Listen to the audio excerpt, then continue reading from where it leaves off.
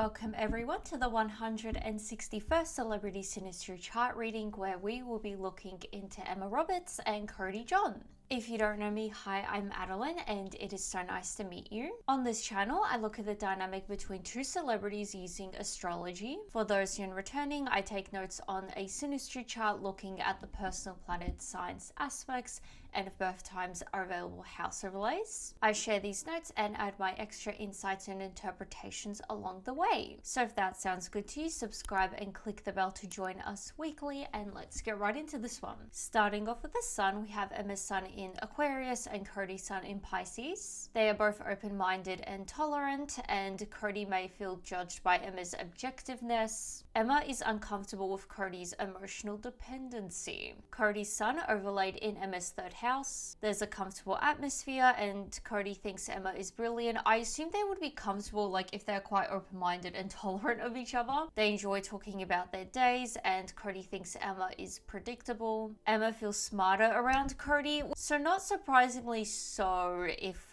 Cody feels a bit judged by her.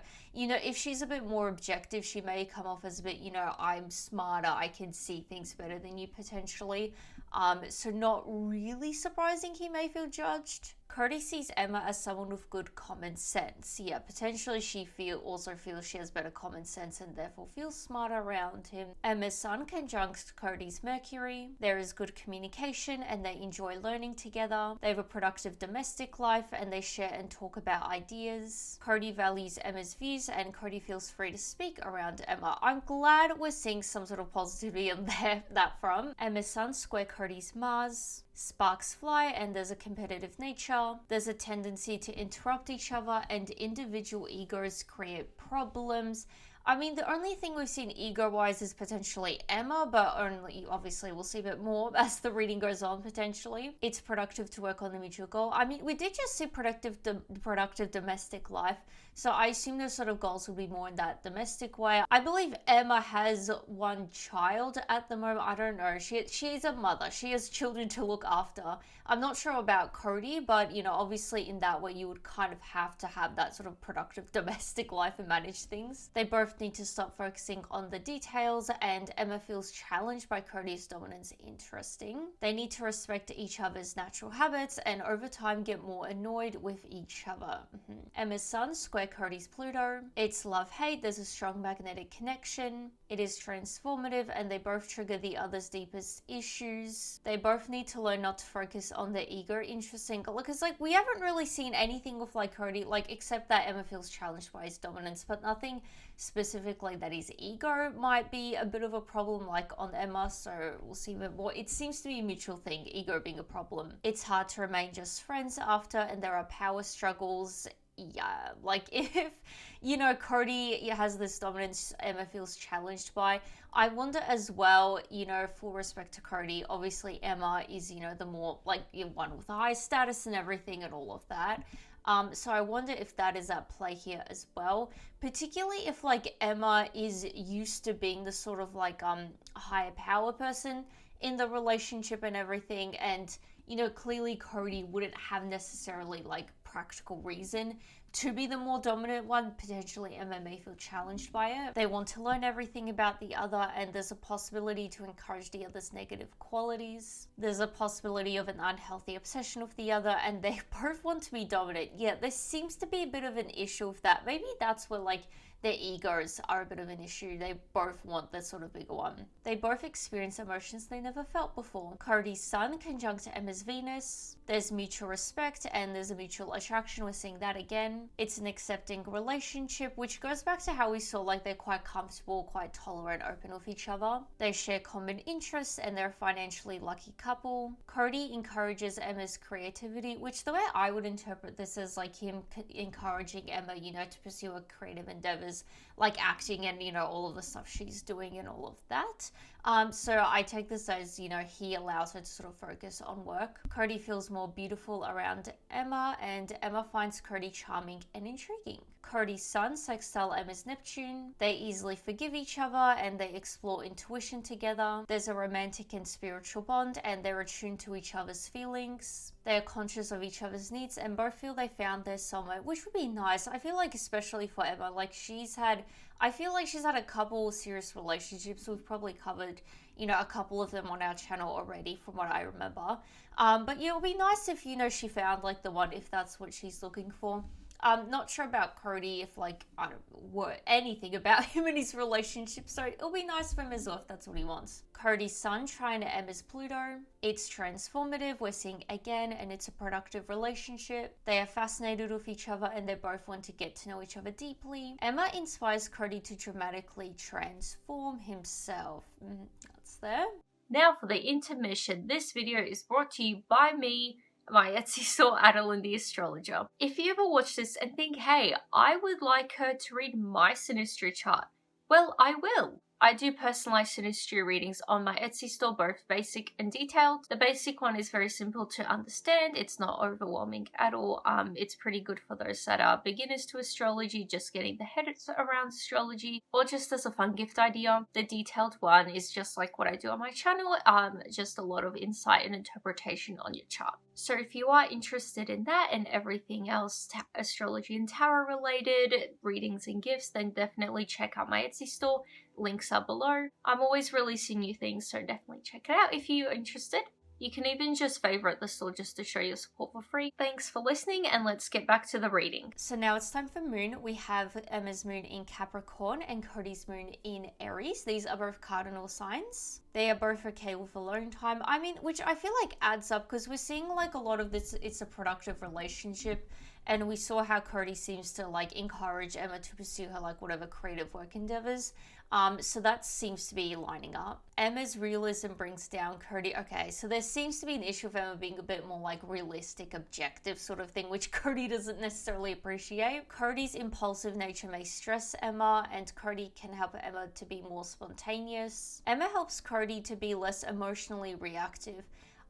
I mean, we'll see a bit more hopefully when it comes to relationships. It's a bit of a funny combination, like seeing she gets him to be less emotionally reactive, and we saw like in the beginning she gets a bit irritated with his emotional dependency, I think it was. So I'm curious to see where this will go. Cody's moon overlaid in Emma's third house. It's cooperative and friendly, and Cody admires Emma's lifestyle. Cody is supportive of Emma's priorities, we're seeing again. Emma enjoys Cody's company, and Emma thinks of Cody often. They don't irritate each other. I mean, genuinely the only thing, we've only seen it once with like Emma being irritated with Cody's emotions, which I assume may go down if she, she helps him be less emotionally reactive. Maybe that will irritate her less.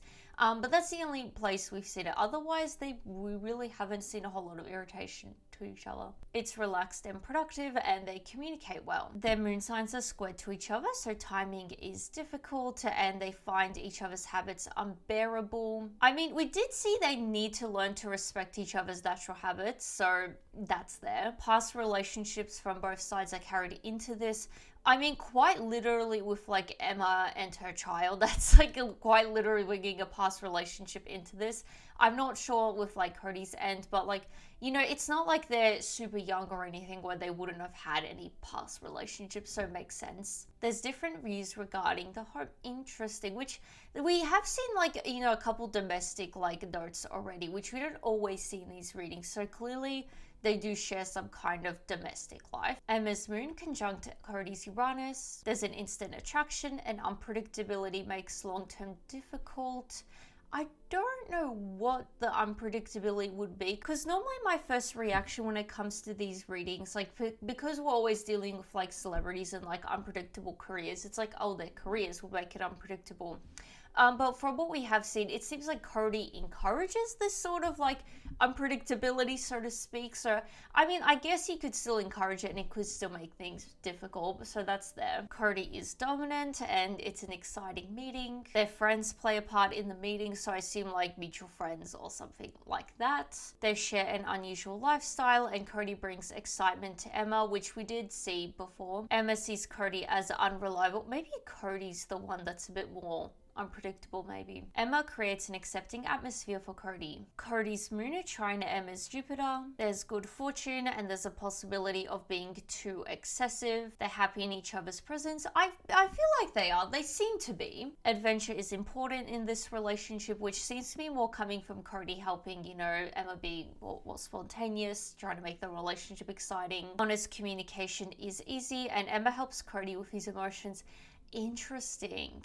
Very interesting.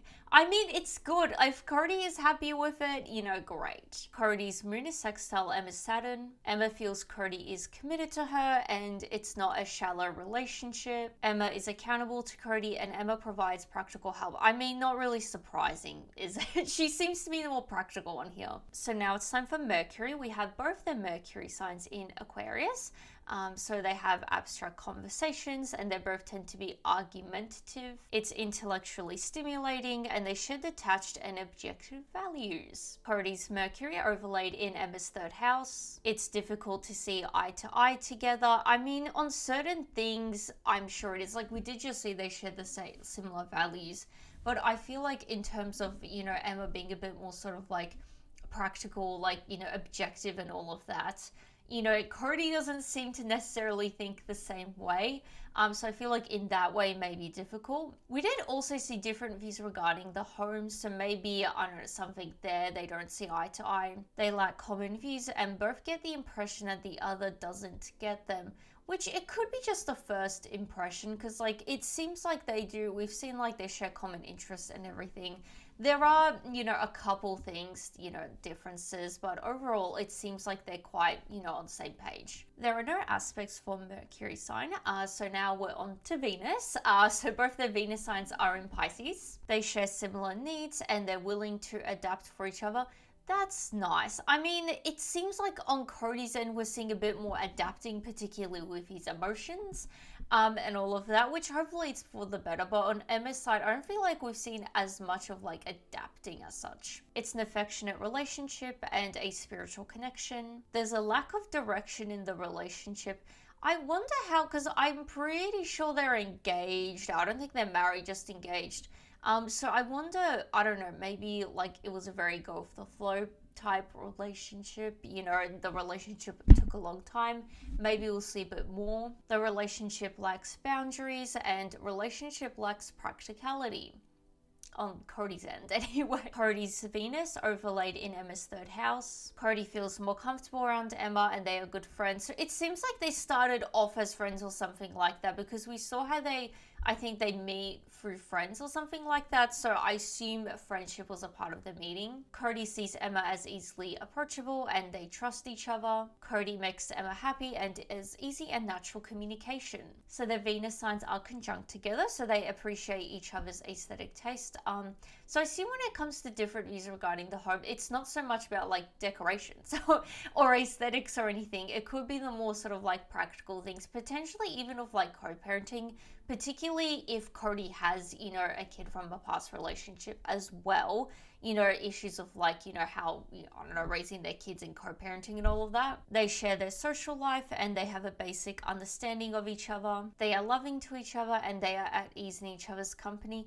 It seems like they are. Like, it seems like very relaxed here. I feel like normally, from what I remember feeling in like Emma's other readings, I don't feel like they were very like relaxed or anything. There was always something weird going on there from what I remember. So in this one, it's just very relaxed, isn't it? I feel like there's little hiccups, but overall very like at ease, really. There's a potential for long term. Seems to be the way playing out. Emma's Venus, sextile Cody's Saturn. Emma sees Cody as a long-term person in her life and Cody stabilizes Emma's emotions.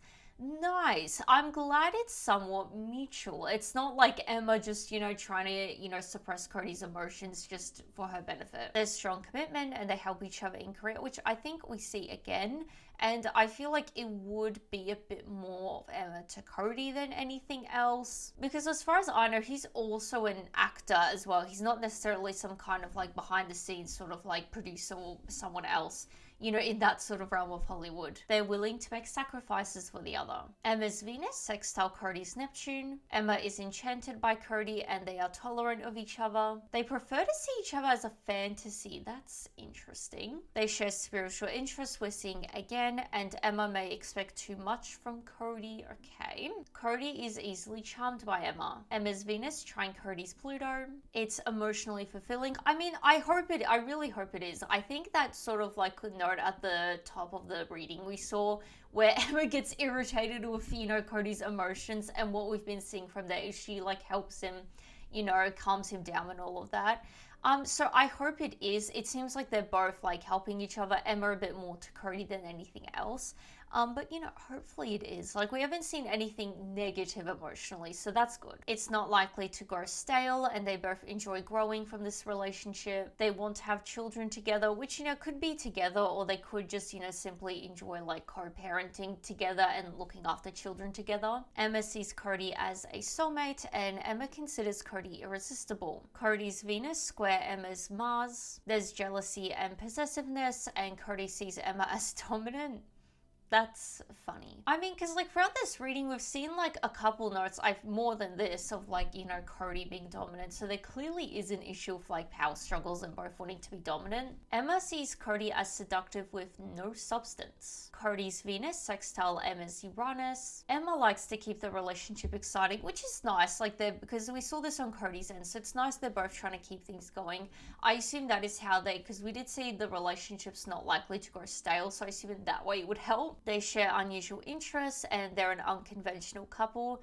I mean, not particularly, I would say. It's just like, I guess conventionally, like, the man is the one with the highest status and everything, like, which is the opposite here. Emma has the highest status and all of that. Otherwise, I feel like they're pretty typical, aren't they? Cody is drawn to Emma's unique qualities, and Emma feels appreciated by Cody. Emma finds Cody charming and attractive.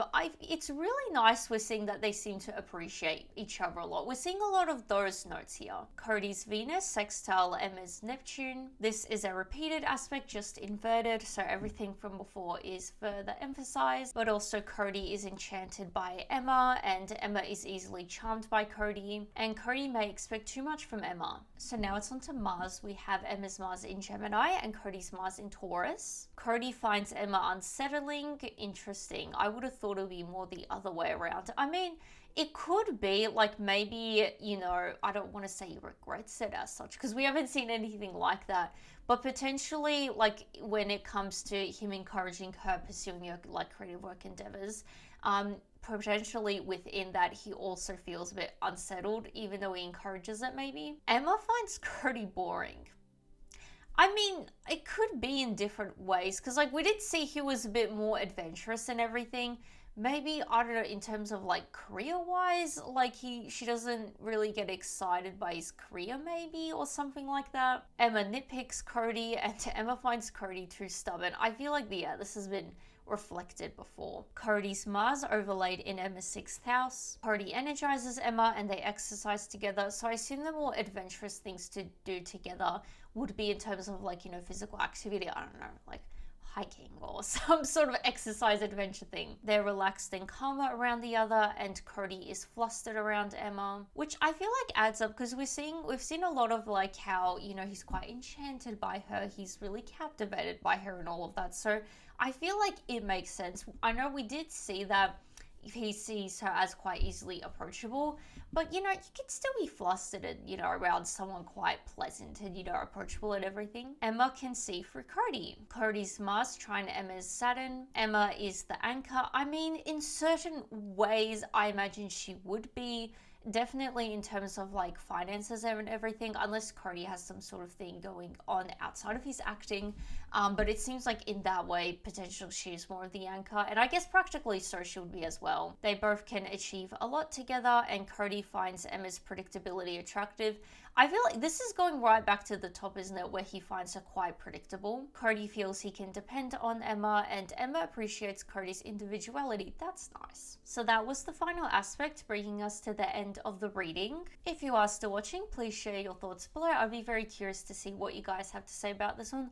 I found this reading very pleasant. I mean, I said it like in the reading as well, but I feel like from what I remember about the past readings we did with Emma, I don't remember the readings being as like positive. I feel like they were more on the negative side. Like I didn't come out of the reading feeling the best, but I feel like this one, like I have a lot of hope. It seems to be very nice.